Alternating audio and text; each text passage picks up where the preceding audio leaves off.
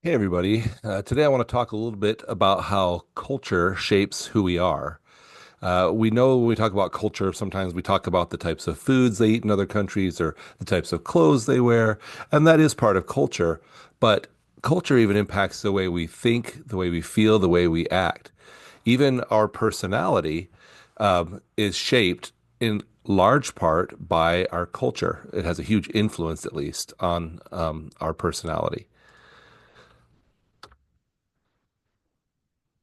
So think of a culture as a lens through which we learn to be human.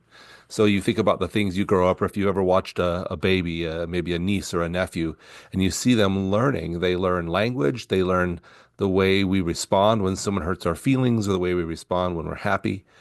So a good example might be that in the United States, we often encourage through our culture people to be outgoing.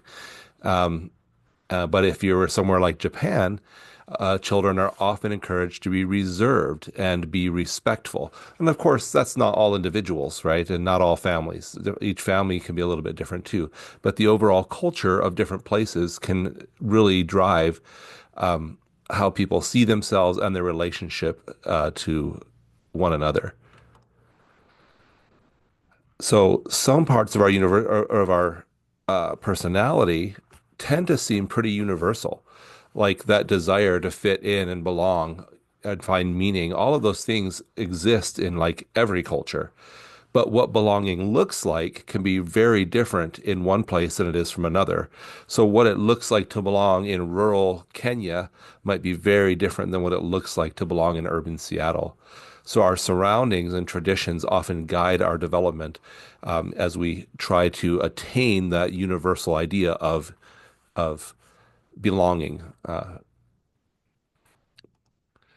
So typically, we tend to think of individualism as people who focus on being themselves, and collectivism as being part of a larger whole. And of course, there are many subcultures within the United States where individualism is looked down upon and collectivism is thought of as a better way, for lack of a better word, to live. But typically speaking, Western cultures emphasize independence, being yourself, standing on your own 2 feet and becoming your best self. Whereas many Eastern cultures, and by Eastern I mean like East Asian, still stress interdependence, that you're part of a family and that even your dead ancestors are a part of your family, and you have to honor them and act in such a way as to bring honor and esteem to the group. So again, why does this matter? Which I think we come to at the end of every one of these little mini lectures, is that when we understand that link between culture and personality, we can be more understanding of other people's personalities when they seem different than ours. We can recognize and respect other people's values and their perspectives.